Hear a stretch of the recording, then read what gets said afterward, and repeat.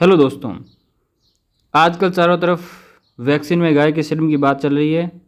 कुछ पार्टियां, मीडिया और कुछ सोशल मीडिया के द्वारा इस अफवाह को फैलाया जा रहा है कि जो भारत बायोटेक की वैक्सीन है कोवैक्सीन, उसमें गाय का बछड़े का सीरम है।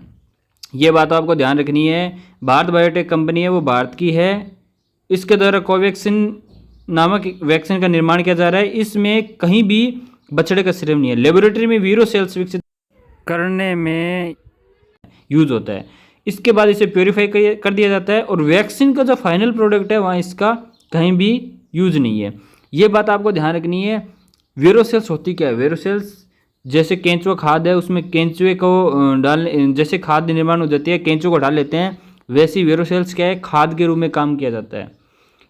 जैसे ही वायरस होते हैं, वायरस इनएक्टिव हो जाते हैं, उसके बाद में इसको हटा लिया जाता है और पानी और केमिकल्स के द्वारा इसको प्यूरिफाई करने के बाद फिर वैक्सीन का निर्माण किया जाता है। तो आपको ये बात विशेष तौर पे ध्यान रखनी है कि वैक्सीन का जो फाइनल प्रोडक्ट है वहाँ पर गाय के बछड़े का सीरम नहीं है।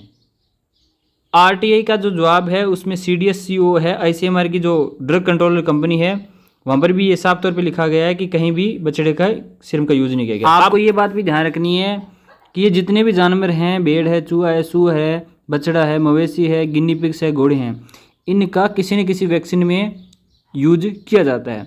जो पोलियो की वैक्सीन है, जो हेपेटाइटिस है उनकी जो वैक्सीन है, इन सब वैक्सीन में किसी न किसी जानवर का कहीं ना कहीं यूज होता है। लेकिन फाइनल प्रोडक्ट में किसी भी वैक्सीन में जानवर के सीरम का अंश मात्र भी नहीं होता है, किसी भी पार्ट्स का अंश मात्र भी नहीं होता है। यदि ऐसा होता, मैं आपको बता दूं, जैसे तो किसान इन्फेक्शन फैलने के केंचुआ खाद है उसका निर्माण करता है।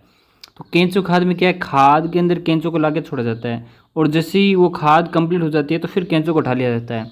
और ये जो प्रोसेस है ये हर बार की जाती है। तो इससे आपको डरने की जरूरत नहीं है, क्योंकि केंचुआ है उसका वहाँ पे कोई फैक्टर नहीं है। वैसे ही ये जो बछड़े का जो सीरम है सिर्फ वीरो सेल्स बढ़ाने में, वीरो सेल्स का मतलब वो खाद के रूप में काम कर रही है।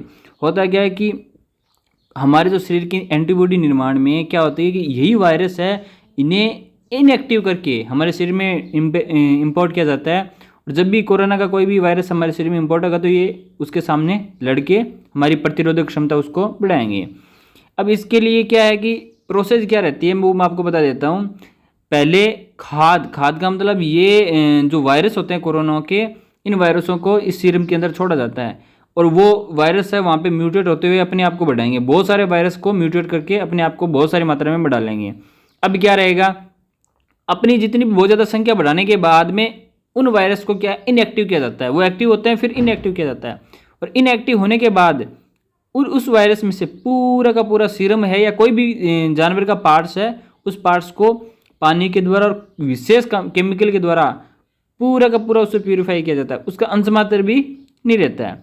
इस तरह ये वैक्सीन का निर्माण होता है और जो इनएक्टिव वायरस होते हैं फिर उन्हें इनएक्टिव वायरस को वैक्सीन निर्माण में काम में लिया जाता है। ये बात आपको विशेष तौर पे ध्यान रखनी है कि इसकी दो प्रोसेस है, दोनों प्रोसेस अलग अलग हैं। एक तो वायरस को इनएक्टिव करना और फिर एक वैक्सीन निर्माण करना। तो वायरस को इनएक्टिव करना है, वहाँ पर जरूर इसका यूज होता है, लेकिन वहाँ से भी इसको अंश मात्र भी नहीं रखते हैं, वहाँ से भी हटा दिया जाता है। और जो फाइनल प्रोडक्ट है वैक्सीन का, वैक्सीन निर्माण में इस किसी भी सीरम का या किसी भी जानवर के पार्ट्स का कहीं भी उपयोग नहीं होता है। तो ये बात आपको ध्यान में रखनी है कि वैक्सीन है वो प्रत्येक व्यक्ति को लगानी है। आप अपने परिवार को और किसी आस पड़ोसी है उनको मोटिवेट करना है कि ज़्यादा से ज़्यादा वैक्सीन लगाइए। ये सिर्फ अफवाह है, भ्रम है। इससे बाहर निकलोगे तो ही कोरोना से जीत पाओगे। धन्यवाद।